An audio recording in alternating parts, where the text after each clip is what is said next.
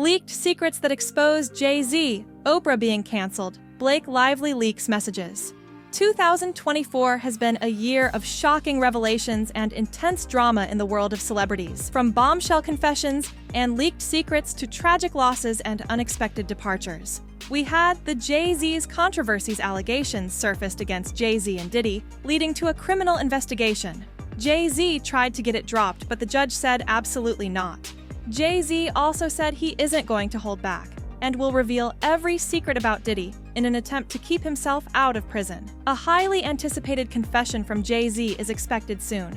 We also had Blake Lively leaked text messages exposing dark secrets about Justin Baldoni. She hinted at further revelations, promising way more bombshells to come. Blake Lively said this is just the tip of the iceberg. Also in 2024, we had Oprah's hidden past. Secrets from Oprah Winfrey's past were uncovered, suggesting she paid to silence individuals. We will get to that very soon in this video. Kate Moss's partying past.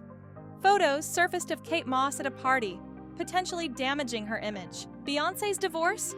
Beyoncé dropped Jay-Z's last name amidst allegations of abuse against a minor. Liam Payne's tragic passing. The passing of Liam Payne shocked fans. Leaked 911 calls provided further details about the incident. Ellen DeGeneres' escape. Ellen DeGeneres fled the US and went into hiding in the UK, fueling speculation about her reasons for leaving. Miley Cyrus's family drama. Dark truths about Miley Cyrus's family were revealed, causing significant turmoil. Okay, it's time to jump right into this video and go over a ton of information to recap the 2024 insane year that was full of drama. Some people think that Beyoncé and Jay-Z will do anything to keep Beyoncé on top. And with all this stuff coming out about Diddy, some people claim that Diddy helped the couple get rid of their competition. For years, Diddy has been accused of being responsible for Tupac Shakur, the Notorious B.I.G., Michael Jackson, and others passing. But now people think the It couple were in on it too. Aaliyah passed away on August 25, 2001, after her private jet crashed in the Bahamas just minutes after takeoff.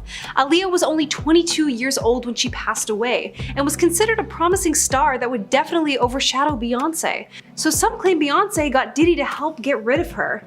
At the time of her passing, people were suspicious as no one heard on board her plane managed to survive. Not to mention, musician Jaguar Wright claimed that the couple were responsible for her passing. She went on Piers Morgan's show and spoke about how horrible of a person Jay-Z was, including his wife Beyoncé.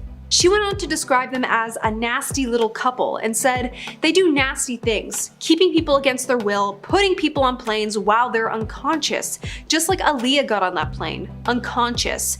There was a lot that people don't want to talk about. Now that is just suspicious, I can't lie. Then Lisa Lopez, known as Left Eye, was another American artist who passed away suddenly on April 25, 2002, after a car accident.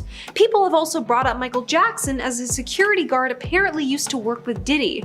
People are now saying Beyoncé and Diddy had something to do with all of this, and I gotta say, with all this proof, it looks likely. Artist J. Cole lists all celebrities that passed away in his song She Knows, which to some people sounds like Beyoncé's last name, Knowles. Is it just a coincidence? Or what? People have done even more digging and discovered that all the victims, Michael, Aaliyah, and Left Eye, all passed away on the 25th of a month, and that Beyoncé, Jay-Z, and Diddy were all born on the 4th of each month. Now, could this mean something? Maybe, maybe not, but it's something to point out because it's definitely weird, and if it's just a coincidence. Fans have also brought up the fact that when a lot of people in Hollywood win major awards against Beyoncé, they always have to thank her or mention her in some way. And if they don't, they have an untimely passing or accident. Is it crazy to think that Beyoncé had Diddy do all of this? One wild theory even involves Kanye West's famous interruption of Taylor Swift at the 2009 MTV Video Music Awards. During Taylor's speech, Kanye said, "Beyoncé had one of the best videos of all time." Some fans now suggest that this moment was an attempt by Kanye to protect Taylor, but some people are starting to believe it and are turning on Beyoncé. Now, the internet is always full of strange rumors, but this one is picking up steam and it will need to shut down soon before it spreads more and more. And let me tell you, it's spreading like wildfire all over TikTok. Some people have turned it into a joke, which I completely understand, but could there be some truth to it? It sure seems like it. Not to mention, there's always been rumors that she and Jay-Z are a part of a secret society, if you get what I'm trying to say. Then there's the fact that Beyonce and Jay-Z's relationship is full of red flags in general. The couple have a 12-year age gap and they met when Beyonce was really young. But if you go back to different interviews, it seems like the couple can't make up their mind about how old she was when they met. Not to mention, whenever Jay-Z is asked about their first time meeting, he gets extremely nervous. Now, why would he be nervous about that? Jay-Z has a history of going for younger girls, allegedly, so it really has people wondering if they're lying about when they met to make him look less creepy. Then they both seem to have really bad jealousy issues. In 2003, Beyonce released the song Baby Boy featuring Sean Paul. It was a huge song but was only performed live 3 times. That year, Jay-Z reportedly banned Sean Paul from performing the song with Beyonce at the VMAs. Beyonce performed it, but Sean was in the crowd. Beyonce and Sean didn't even film the music video together, and it's been reported that Jay-Z didn't want other men around her. This isn't the first time something like this has happened in an interview. Bun B, who worked with Beyonce on Check On It, revealed that Jay-Z called during the video shoot and told all the men to leave the set. It just seems like he's really controlling of her when it comes to her art and their relationship, which is not a good thing at all. But apparently, Beyonce is the same way. Actor Tiffany Haddish, who's a friend of Beyonce, claims that she was at an after-party hosted by Jay-Z in 2018 when a mystery woman got a little too close to comfort. I was talking to Jay-Z for a little bit, and there was another actress that was there who was also talking to Jay-Z, she told TV One's Uncensored. She touched Jay-Z's chest, and Beyonce came walking up like, B. Haddish explained. She didn't say that, but her demeanor, her body from the way she walked up on her was like, get your hands off my man's chest. And I mean, who can forget that awkward exchange when a woman tried talking to Jay-Z at a basketball game? And there was the fact that at one point the couple weren't always together. Reports suggested the two had hit a rough patch in their marriage in 2014, in the midst of their joint On the Run tour. The pair toured across the nation together that summer, with many sold-out shows, but behind, a source told the Post at the time that it would take a miracle for their marriage to survive. They're trying to figure out a way to split without divorcing.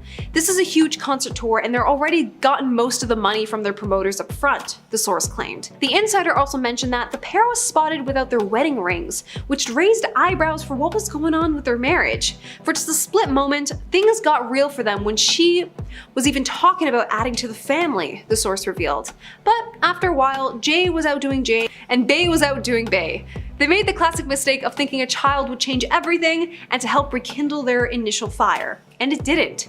Despite the allegations, Jay-Z and Beyonce went back on tour together in 2018. Now, could that rough patch be the reason why Jay-Z cheated? When Beyonce surprised released the album Lemonade and practically said that Jay-Z had cheated on her. Then he released his album in 2017 to admitting to cheating on her, which is crazy. Like, you already have Beyonce and now you want more. Insane. In an interview with the New York Times, owning up to his infidelity for the first time explicitly. So you go into survival mode, and when you go into survival mode, what happens? You shut down all emotions, he explained. So even with women, you gotta shut down emotionally, so you can't connect. In my case, like, it's deep, and then all the things happen from there. Infidelity.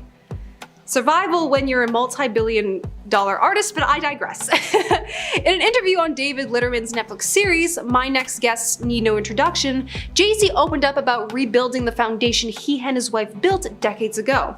I have a beautiful wife who was understanding and knew that I'm not the worst of what I've done, he admitted. We did the hard work of going to therapy and we love each other, right? So we really put in the work, he continued. The rapper added that he's come to terms with his past and is focused on his family. I'm proud of the father and the husband that I am today because of all the work that was done. Oprah has been involved in a lot of controversy lately, especially when it comes to her involvement with Diddy. But did you know that she apparently lied about her upbringing to gain sympathy? You see, Kitty Kelly wrote a biography about Oprah in 2010 and dropped some major bombshells there. Oprah claimed that she was born to a single teenage mother and grew up in extreme poverty. During her childhood, the cost of raising Oprah became too much for her mother to handle, so she was then sent to live with her biological father. father. Now, since then, Oprah has come forward talking about how she's been mistreated and taken advantage of by her cousin, uncle, and a family friend. Now, as a young teenager and after suffering for years, she ran away from home, and a year later, she became pregnant. She gave birth to a son, but he was premature and passed away only a few weeks later. Now, Kitty claims that Oprah has said that she never had any new dresses or dolls and had to adopt 2 cockroaches as pets growing up in rural Mississippi, but in this new book, Oprah's cousin spoke out against that. Where Oprah got that nonsense about growing up in filth and roaches, I have no idea, Catherine Carr Estes said. I've confronted her and asked, why do you tell such lies? And Oprah told me, that's what people want to hear, the truth is boring. Now, later in the book, Kitty claimed that Oprah still does not know the true identity of her father. Now, Catherine told Kitty who he is on the condition she not publish the information until Oprah's mother came clean to her daughter. And you'll know when that happens because Oprah will probably have a show on finding her real father, she said. And as I said, the girl wastes nothing.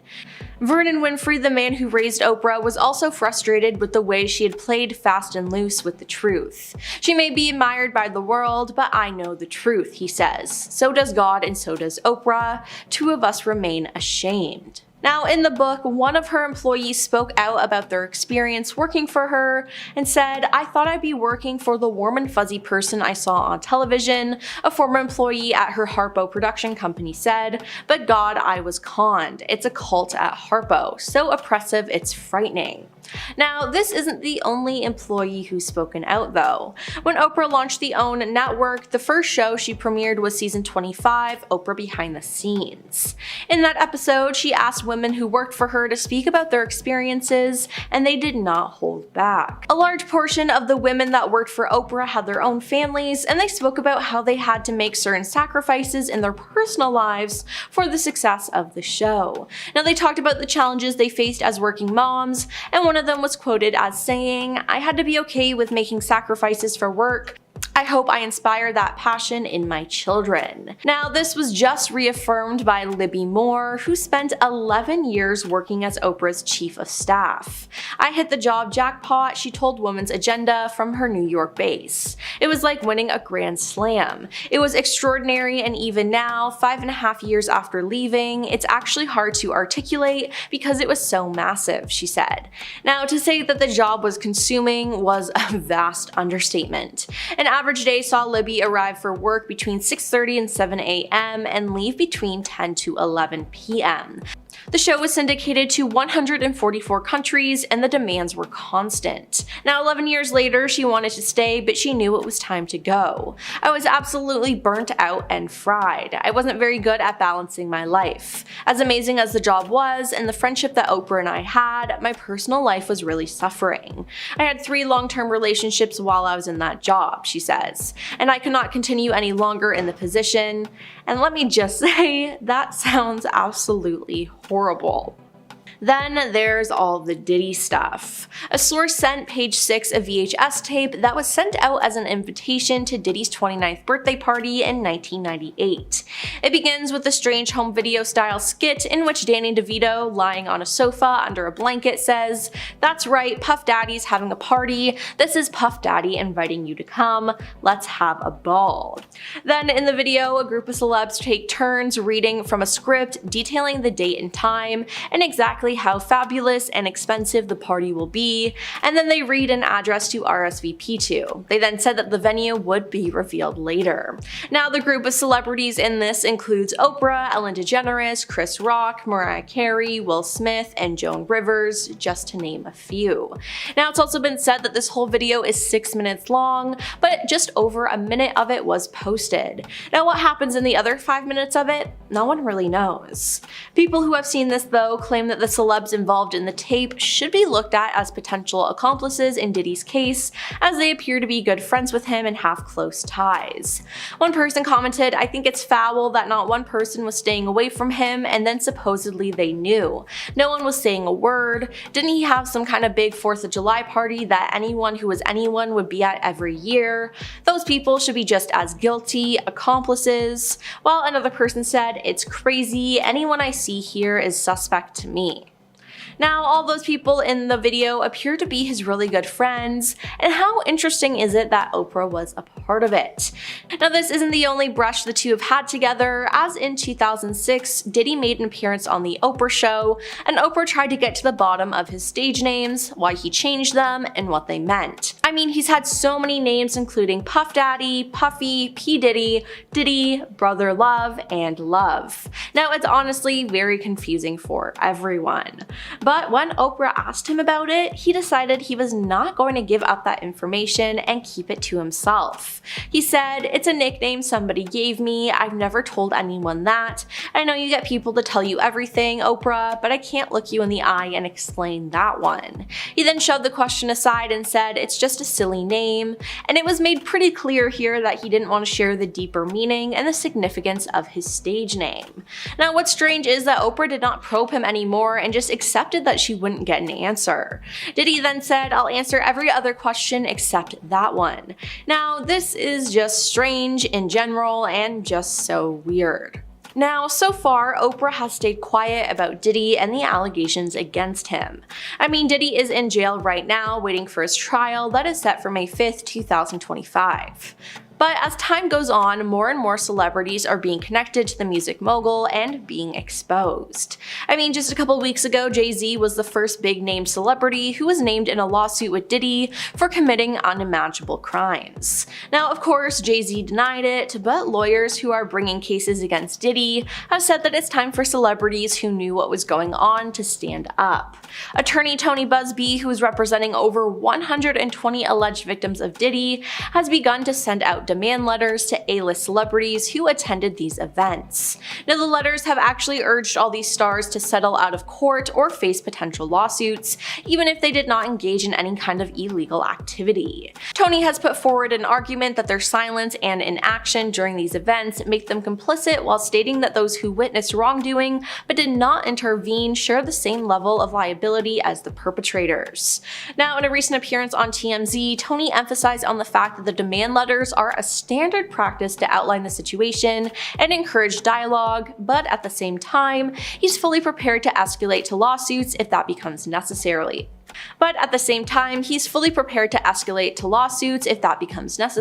Noted a news outlet. Now, he's also noted that many celebrities are reportedly scrubbing their social media accounts to distance themselves from Diddy amidst the ongoing scandal.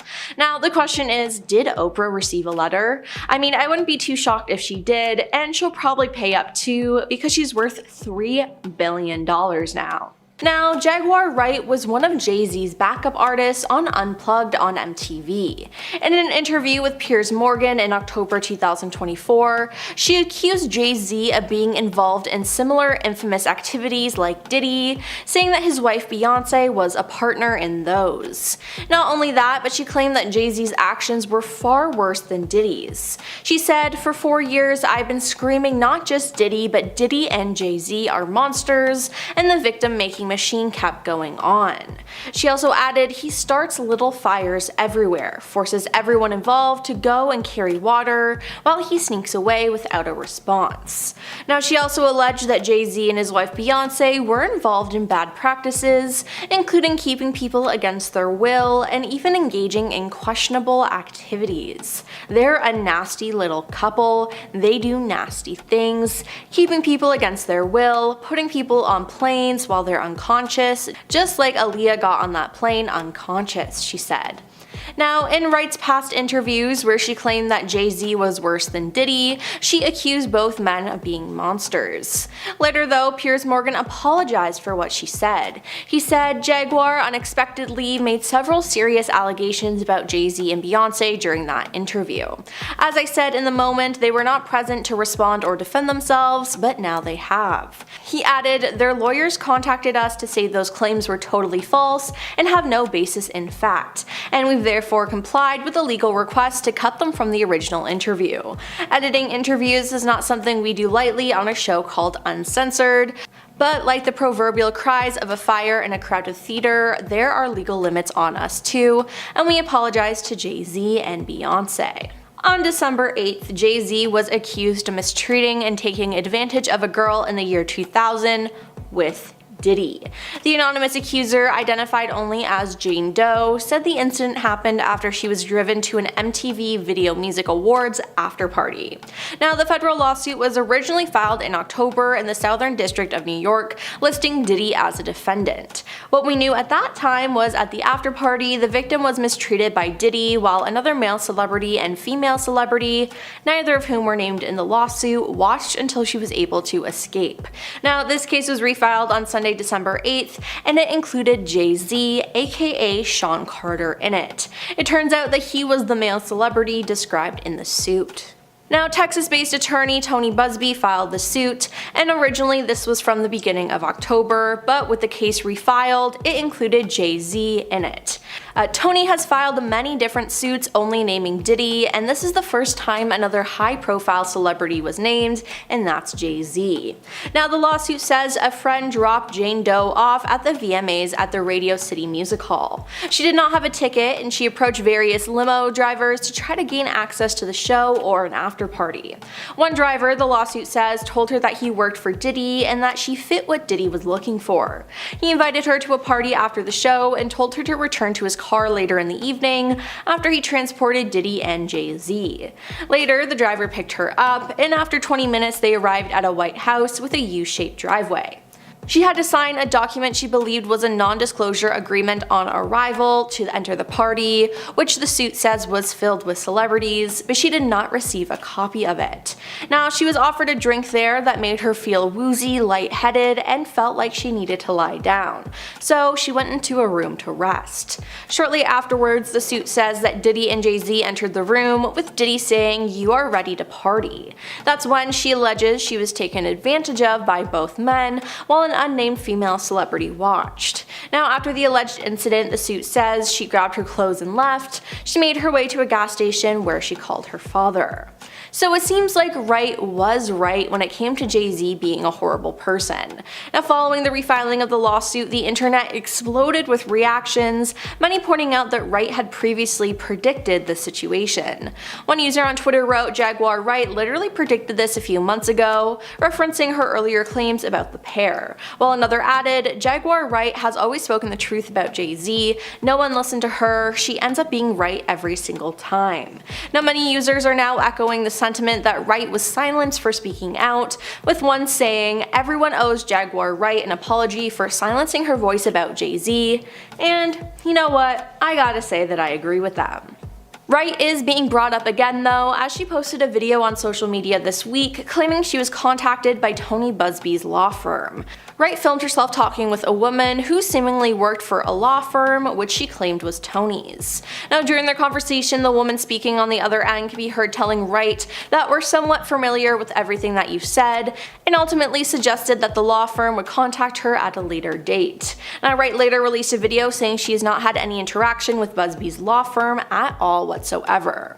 Now, the thing is, Tony says Wright called his intake staff and apparently recorded the video of the conversation she had with the woman, but Busby made it clear that he is not working with Wright in any capacity, and this has just added another layer to this case. Now, what has Wright said about Diddy? Well, she has spoken out about attending Diddy's infamous parties over the years, and in 2022 she made headlines after comments shared across her own social channels directly called out Diddy. Now, the artist has also made claims that she attended the infamous white parties over the years with the intention of rescuing any potential victims. Now, Wright has acknowledged the public scrutiny surrounding her claims and has said, "A lot of people have been questioning, well, she doesn't really know him, she has no knowledge of him," before adding, "I would never take a picture with the devil. Everyone knew he was the devil. He's been the devil for 30 years. Now, Wright sat with Real Life Productions in 2022 and claimed that she believed that Diddy is behind the passings of former Uptown Records figures. Uptown Records started with 5 people: Andre Harrell, Al B. Sure, Heavy D, and Puffy, Diddy, and Kim Porter. Kim has passed, Heavy D has passed, Andre Harrell has passed, and the only 2 left are Puffy and Al almost passed away. Isn't that interesting? She then suggested that Diddy was behind their passings due to them allegedly writing tell-all books that would make Diddy look bad. They were all writing tell-all books. Has Puffy ever been in a coma? Has anything happened to him? He must be the luckiest because it seems like everybody that worked at Uptown Records from the very beginning are gone, she added. It's just him. Now it seems like Wright will continue speaking about Jay-Z and Diddy no matter what, and it will be interesting to see whether or not she'll be right about other things. I guess we'll just have to wait and see. Blake Lively has gone for a lawsuit against her co-star Justin Baldoni as of this week. Her two biggest complaints in the file were his inappropriate behavior on set, as well as him planning a smear campaign behind her back to make sure her complaints would be hidden under articles upon articles of negative feedback about her. Starting back all the way in January 4th of this year, there was an all-hands meeting that had taken place right after the guild strike was lifted that involved Blake Lively, Justin Baldoni, and allegedly Ryan Reynolds as they went through an extensive list of demands and requests from Lively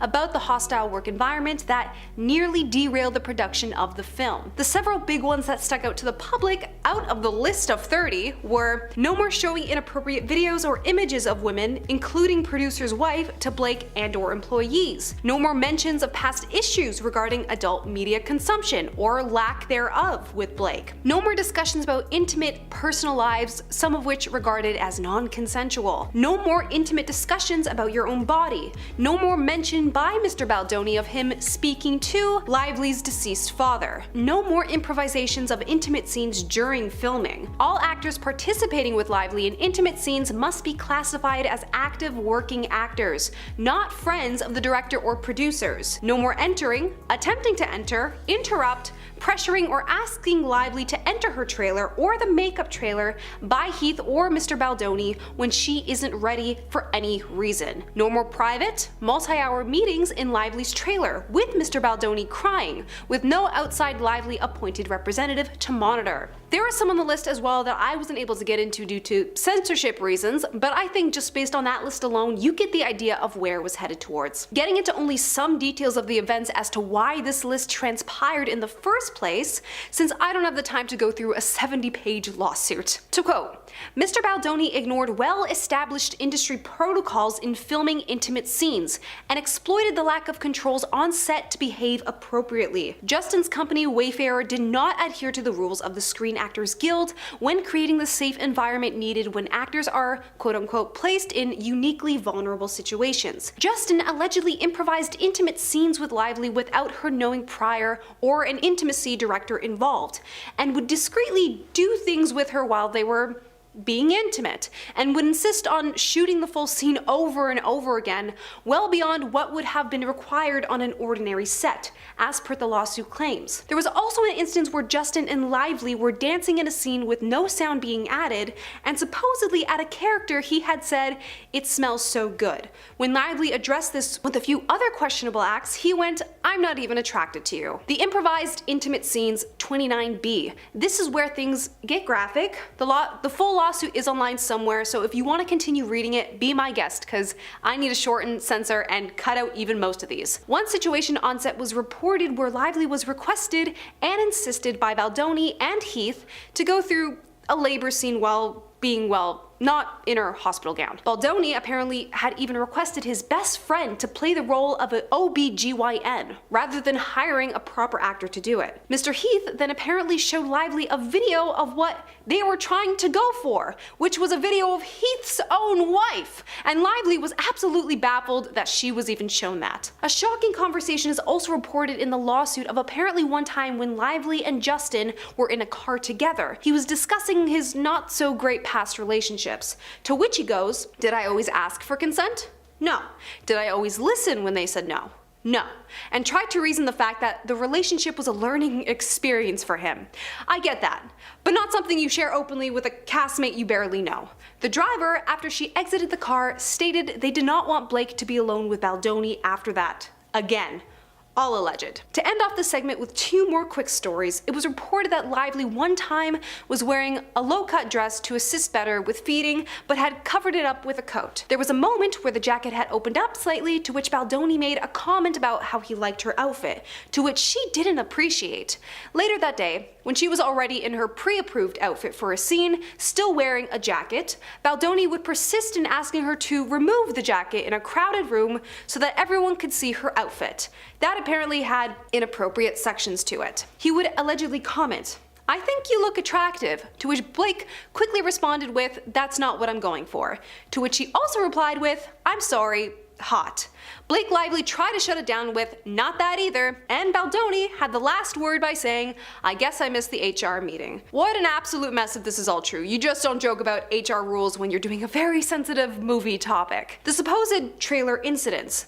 The first one is about Mr. Heath's entry, to which he insisted to go into Blake's makeup trailer when she wasn't ready to see anyone. He threatened with the fact that if he wasn't allowed to do so, no meeting would happen at all. She allowed him in as long as he kept his back towards her and the makeup crew, but had discovered he did not keep his word. Calling him out, Mr. Heath tried to cover it with the fact that he liked to look at people when he was talking to them. Mr. Baldoni and Heath did this again while she was trying to feed her child, when she clearly stated that she would not be disrupted during this time. Amongst the allegations, Blake's has been given support by plenty of people throughout this process. The first support I will mention comes from her co-stars from the movie Sisterhood of the Traveling Pants. Actor Amber Tamblyn would post on her Instagram, "As Blake's sisters and friends for over 20 years, we stand with her in solidarity as she fights back against the reported campaign waged to destroy her reputation." Throughout the filming of It Ends With Us, we saw her summon the courage to ask for a safe workplace for herself and colleagues on set, and we were appalled to read the evidence of a premeditated and vindictive effort that ensued to discredit her voice. Even the author of the book, Colleen Hoover, stood with Lively, saying on her X post,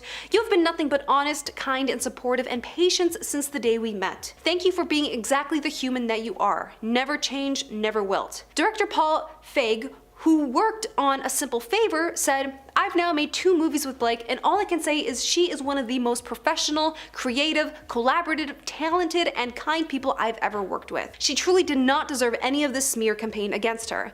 I think it's awful she was put through this." Included in her hefty lawsuit, Blake Lively supposedly posted all the leaked screenshots exposing Justin and his team on planning behind her back to create a smear campaign to keep all her allegations beneath the surface.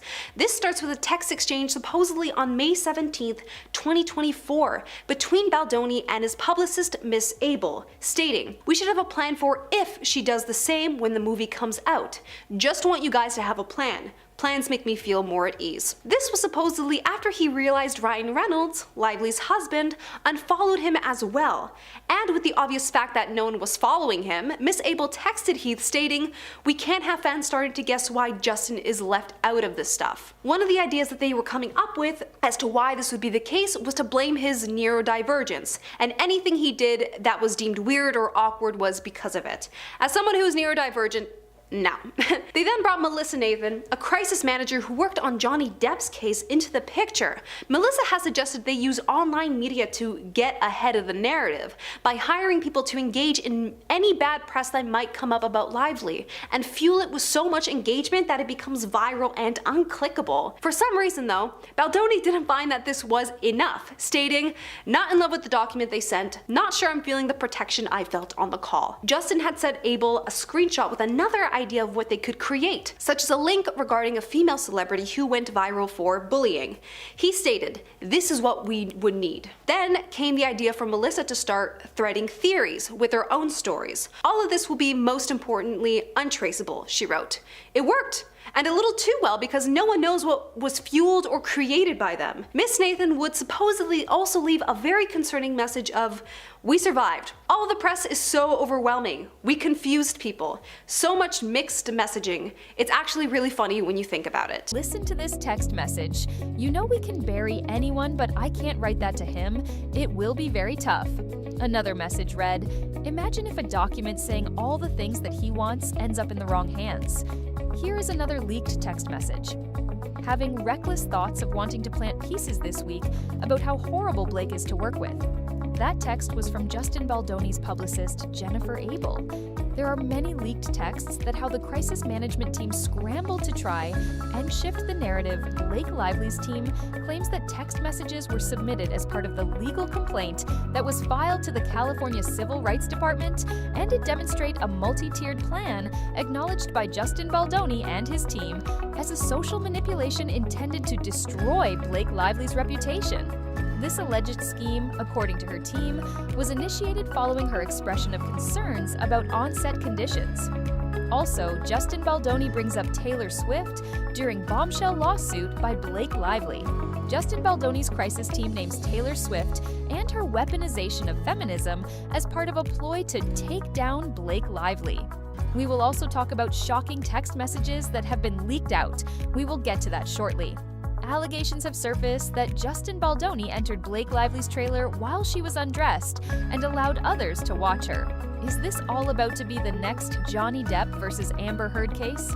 What do you guys think? Do you guys believe Justin Baldoni or Blake Lively? Prior to August 2nd, Justin Baldoni engaged crisis management expert Melissa Nathan, whose previous clients include Johnny Depp, to join his public relations team. This team also included publicist Jennifer Abel. Blake Lively's team claims in legal documents that a staff meeting was held on January 4th to address a hostile work environment that almost shut down the film's production. The question is, how much of these concerns did the film production know about but continued anyway? The meeting reportedly included Justin Baldoni, as well as Jamie Heath, CEO of Baldoni's production company, Wayfarer Studios, and a producer on It Ends With Us. So this sounds like a very serious meeting. The lawsuit alleges that Justin Baldoni showed Blake Lively nude videos and images of other women. He discussed his intense adult video addiction and made inappropriate comments about her weight, her late father, and other cast and crew members. One reported incident involved Justin Baldoni allegedly biting and sucking on Blake Lively's lower lip during multiple takes, reportedly insisting on reshooting the scene despite her apparent discomfort. The lawsuit also alleges that Justin Baldoni made inappropriate suggestive inquiries, including asking Lively very personal questions about what she and her husband, Ryan Reynolds, do in the bedroom. Adding to the alleged toxic environment, the film's producer, Jamie Heath, is also named in the lawsuit. It claims he pressured Lively to simulate a scene with no clothes on during a childbirth scene, despite previous agreements stipulating no nudity would be required. It was allegedly agreed that neither Jamie Heath nor Justin Baldoni would enter, attempt to enter, interrupt, pressure, or ask Blake Lively to enter her trailer or the makeup trailer while she was not wearing clothes. Absolutely insane that this had to be clarified, and that producers on the film knew about all of this going on behind the scenes. According to this lawsuit, Justin leaned in as himself, not in character, and slowly dragged his lips from her ear to her neck, saying, "It smells so good." When Blake objected to his actions, Justin allegedly retorted, "I'm not even attracted to you." After a January 2024 meeting with Blake Lively, Justin Baldoni, producers, and Ryan Reynolds, Wayfarer Studios reportedly agreed to use an intimacy coordinator for all scenes involving nudity or simulated adult scenes. There was a bombshell text message that allegedly revealed that Justin Baldoni's crisis management team launched a smear campaign against Blake Lively. According to Blake's team, the messages included in the legal complaint expose a multi-tiered plan described by Justin and his team as a social manipulation aimed at destroying Blake's reputation. This alleged campaign, they claim, was initiated after Blake voiced concerns about on-set conditions. Blake Lively was very uncomfortable with many of the scenes, so she brought in her own editor during post-production, and her version of the film was chosen for release. It was reported that some crew members allegedly lost their jobs due to Blake Lively's insistence on creative control. Anticipating potential challenges during the marketing campaign, Wayfarer Studios strategically hired a crisis manager alongside their own representative. This proactive measure was taken due to Ms. Lively's disruptive behavior during production, which included threats to boycott filming and promotion, ultimately jeopardizing the film's success. Furthermore, it was revealed that Ms. Lively, through her representative Leslie Sloan, who also represents Mr. Reynolds, orchestrated the dissemination of negative and entirely fabricated stories in the media even before the film's marketing campaign began. This further compelled Wayfarer Studios to proactively engage a crisis professional to develop internal contingency plans to address potential negative publicity. A forensic review commissioned by Blake Lively from a brand marketing consultant revealed a significant increase in negative media coverage and online commentary following the film's release, suggesting that efforts to tarnish her public image may have been successful. Blake Lively had a significant career trajectory, had achieved substantial fame through her role in the television series Gossip Girl. This early success propelled her into a diverse range of film projects, from The Sisterhood of the Traveling Pants to The Town. Beyond her acting career, Blake Lively has successfully built multiple businesses, graced the covers of numerous high-profile magazines, and amassed a substantial social media following of over 45 million on Instagram. According to her legal complaint, Ms. Lively expressed concerns about Justin Baldoni from the outset of the project. Prior to filming, she objected to the inclusion of certain adult scenes that she deemed gratuitous. The August 6th premiere of the film coincided with the emergence of press coverage speculating about behind-the-scenes tensions. A Hollywood Reporter article explored the possibility of a rift between Blake Lively and Justin Baldoni, citing observations from TikTok users who noted the absence of joint photographs between the two stars and the lack of Instagram followership between Blake Lively and other cast members and the director. There has been a wave of online criticism targeting Blake Lively. The extent to which this negative publicity was orchestrated by Justin Nathan, Mr. Wallace, and their team, or simply observed and amplified by them, remains unclear. During the height of the Me Too movement, Justin Baldoni publicly advocated for a reevaluation of traditional masculinity in Hollywood, acknowledging the harmful impact of certain male behaviors. So, this is coming as a shock for Justin Baldino fans. Justin Baldoni co-hosts the Webby Award-nominated podcast Man Enough with writer Liz Plank. The podcast aims to create a safe space for open and honest discussions about masculinity, welcoming a diverse range of perspectives. In an Instagram post about an event that tries to spread awareness and to stop domestic violence, Baldoni wrote that, "My hope is that we can teach our boys, while they are still young, that vulnerability is strength, sensitivity is a superpower, and empathy makes them powerful." He also said, "Being a boy and a man is amazing and nothing to apologize for, and to value all the beautiful and complicated parts of them that make them human." Leaked text messages between actress Blake Lively and actor-director Justin Baldoni offer a glimpse into the inner workings of their crisis management team during a massive lawsuit. One message from Lively reads, "You know we can bury anyone, but I can't write that to him. It will be very tough." This suggests an attempt to influence the situation, potentially by discrediting a key figure, while acknowledging the risks involved. Another message reads, "Imagine if a document saying all the things that he wants ends up in the wrong hands." This highlights concerns about potential leaks and the damaging consequences of sensitive information falling into the wrong hands. A separate text from Justin Baldoni's publicist, Jennifer Abel, reads, "Having reckless thoughts of wanting to plant pieces this week about how horrible Blake is to work with."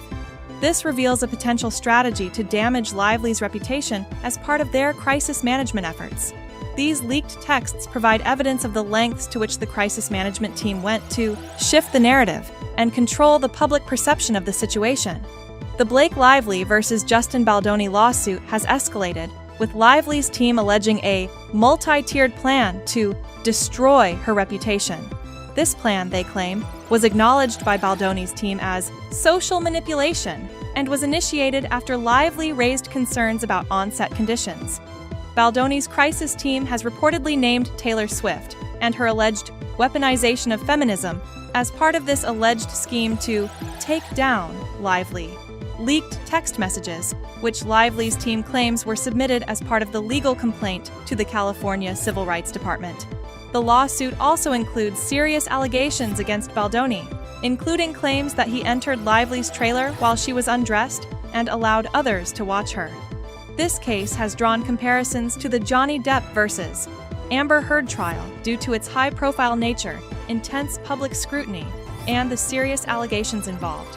It's important to note that these are just allegations at this stage. Both sides have vehemently denied the opposing party's claims. The truth of the matter will ultimately be determined by the courts.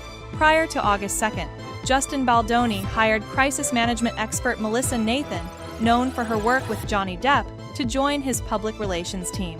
This team also included publicist Jennifer Abel. Blake Lively's legal team alleges that a critical staff meeting was held on January 4th to address a hostile work environment that nearly halted the film's production. The lawsuit raises questions about the extent to which film production was aware of these concerns and whether they continued production despite them. The meeting reportedly involved Justin Baldoni, Jamie Heath, CEO of Wayfarer Studios and producer of It Ends With Us, and others. The lawsuit alleges that Justin Baldoni engaged in inappropriate behavior, including showing Blake Lively nude videos and images of other women, discussing his intense adult video addiction, making inappropriate comments about her weight, her late father, and other cast and crew members. The lawsuit alleges that an agreement was made that neither Jamie Heath nor Justin Baldoni would enter or attempt to enter Blake Lively's trailer while she was not wearing clothes. This agreement highlights the seriousness of the alleged inappropriate behavior and raises questions about the awareness of film producers regarding the situation. The lawsuit further alleges an incident where Justin Baldoni, out of character, slowly dragged his lips from her ear to her neck, stating, "It smells so good." When Blake Lively objected, Baldoni allegedly retorted, "I'm not even attracted to you." Following a meeting in January 2024 involving Blake Lively, Justin Baldoni, producers, and Ryan Reynolds, Wayfarer Studios reportedly agreed to implement the use of an intimacy coordinator for all scenes involving nudity or simulated adult scenes. Blake Lively's legal team alleges that leaked text messages reveal a smear campaign orchestrated by Justin Baldoni's crisis management team. The messages, included in the legal complaint, allegedly expose a multi-tiered plan described by Baldoni and his team as social manipulation aimed at destroying Blake's reputation. This alleged campaign, according to Lively's team, was initiated after she expressed concerns about on-set conditions. The lawsuit details several production conflicts, including Blake Lively's discomfort with certain scenes, leading her to bring in her own editor during post-production. Her version of the film was ultimately chosen for release. It is reported that some crew members allegedly lost their jobs due to Lively's insistence on creative control. Anticipating potential challenges during the marketing campaign, Wayfarer Studios proactively hired a crisis manager alongside their own representative. This decision was reportedly influenced by Ms. Lively's alleged disruptive behavior during production, including threats to boycott filming and promotion, which posed a risk to the film's success. Furthermore, the lawsuit alleges that Ms. Lively, through her representative Leslie Sloan, who also represents Ryan Reynolds, orchestrated the dissemination of negative and fabricated stories in the media even before the film's marketing campaign began. This prompted Wayfarer Studios to engage a crisis professional to develop internal strategies to address potential negative publicity.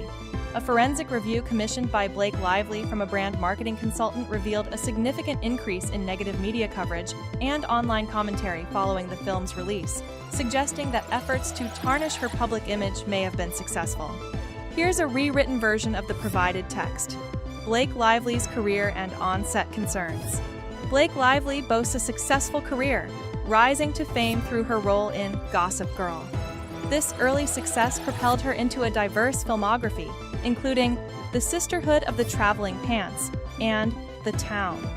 Beyond acting, she has built multiple businesses, graced numerous magazine covers, and amassed a significant social media following, over 45 million on Instagram. According to her legal complaint, Ms. Lively expressed concerns about Justin Baldoni from the project's outset, specifically objecting to the inclusion of what she deemed gratuitous adult scenes. The film's August 6th premiere coincided with press coverage speculating about behind-the-scenes tensions. A Hollywood Reporter article explored the possibility of a rift between Lively and Baldoni, citing observations from TikTok users regarding the absence of joint photographs and lack of Instagram followership between the two stars and other cast members, Chaw's director. Following the film's release, Blake Lively faced a wave of online criticism. The extent to which this negative publicity was orchestrated by Justin Nathan, Mr. Wallace and their team, or simply observed and amplified by them, remains unclear. The recent lawsuit allegations against Justin Baldoni have come as a shock to many, given his public advocacy for a re-evaluation of traditional masculinity. Baldoni is the co-host of the Webby Award-nominated podcast Man Enough, alongside writer Liz Plank. The podcast aims to create a safe space for open and honest discussions about masculinity, welcoming diverse perspectives. In a previous Instagram post about an event focused on stopping domestic violence, Baldoni wrote, "My hope is that we can teach our boys, while they are still young, that vulnerability is strength, sensitivity is a superpower, and empathy makes them powerful. Being a boy and a man is amazing, and nothing to apologize for, and to value all the beautiful and complicated parts of them that make them human." Following her milestone 70th birthday on January 29th, Oprah Winfrey has remained a constant presence in the headlines. From her controversial weight loss methods to her departure from the Weight Watchers board after a decade, and her support for weight loss drugs like Ozempic, the self-made billionaire continues to captivate public attention. But beyond these well-known stories, there are lesser-known controversies that have surrounded her illustrious career. Starting off today, we are talking about her rise to fame and some of the early controversies. Imagine being just 17 years old and stepping into the fast-paced world of media. That was Oprah Winfrey. Hailing from humble beginnings, she landed a part-time gig at a local radio station while still in high school. Her charisma and talent didn't go unnoticed. Soon enough, she broke barriers by becoming the first black female news anchor at WLAC-TV in Nashville. Can you believe that she left Tennessee State University just one credit shy of graduation to seize this golden opportunity? Talk about taking a leap of faith. But her journey wasn't all smooth sailing. When she moved to WJZ-TV in Baltimore, things took an unexpected turn. Instead of co-anchoring the coveted 6 p.m. news slot, she was reassigned to host a low-profile local talk show called People Are Talking. It felt like a setback. Imagine being sidelined when you're aiming for the stars.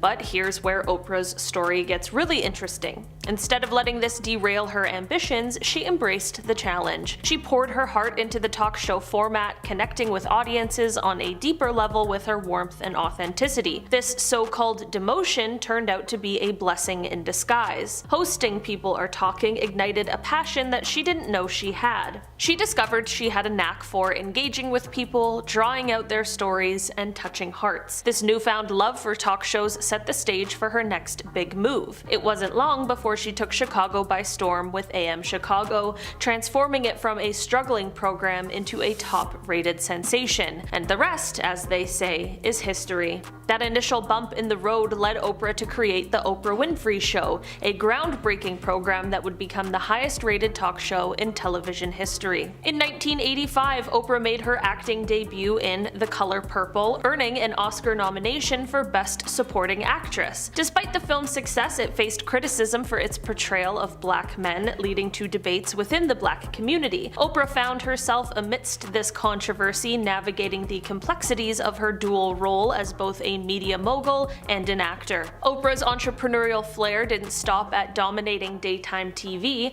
She took a leap and launched Harpo Productions, flipping her name backward for a bit of fun and branding genius. This move was all about owning her content and building an empire on her own terms. But the real roller coaster started when she unveiled the Oprah Winfrey Network, better known as OWN, in 2011. You'd think slapping Oprah's name on a network would be a surefire recipe for success, right? Well, surprise. OWN stumbled out of the gate with dismal ratings. Critics were buzzing, advertisers were hesitant, and there were whispers that even Oprah couldn't save this sinking ship. The network faced hefty financial losses, leading to significant layoffs and a desperate need for a content overhaul. Behind the scenes, things were even messier. Harpo Productions found itself entangled in legal battles over intellectual property rights. One particularly juicy scandal involved a lawsuit filed by a motivational speaker who claimed that Oprah had infringed on her trademarked phrase, "Own your power." The allegation was that Oprah used used this exact phrase across her magazine, TV shows, and events without permission. The lawsuit stirred quite the media frenzy before it was eventually settled quietly out of court. These challenges forced Oprah to make some tough calls. She brought in heavyweight partners like Tyler Perry, whose shows injected much-needed life into OWN's lineup. So, while the world saw the polished surface of Oprah's media domination, few were aware of the backstage drama, the lawsuits, the financial gambles, and the nail-biting moments when everything hung in the balance. Oprah is an iconic figure who has spent decades sharing her personal battles with weight and advocating for self-love and healthy living, and she recently ignited a firestorm of controversy. Remember when she famously pulled out a wagon loaded with 67 pounds of animal fat on her show to represent her weight loss? For years, she was the poster child for perseverance, pushing for sustainable lifestyle changes over quick fixes. So imagine the shockwaves when she openly admitted to using weight loss medications. Yes, the very ones she once dubbed as an easy way out. In her ABC special Shame, Blame, and the Weight Loss Revolution, Oprah revealed that she turned to medications like Ozempic to help her shed pounds. This candid confession caught everyone off guard.